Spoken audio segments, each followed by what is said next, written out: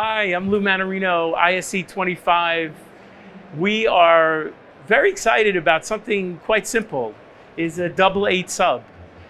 I'm excited because I'm able to sit down while I talk about this, but what's really significant about this sub, which is something you may not think, it fits under Banquette furniture. We've talked to furniture makers, designers, architects extensively about the perfect form factor that can fit seamlessly in the majority of furniture. It also is a front deployment, but not front loaded.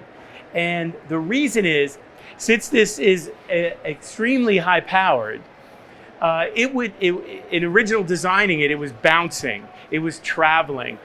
It was quite difficult to make this loudspeaker producing so much low end and so much SPL that it didn't travel. And I'm not going to say how we did it or accomplished it, but it doesn't have to be anchored and can produce a very high amount of SPL for its form factor.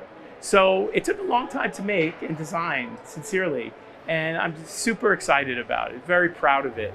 So that's called the SUB28, 2/8, meaning that it has a 8/8 in it.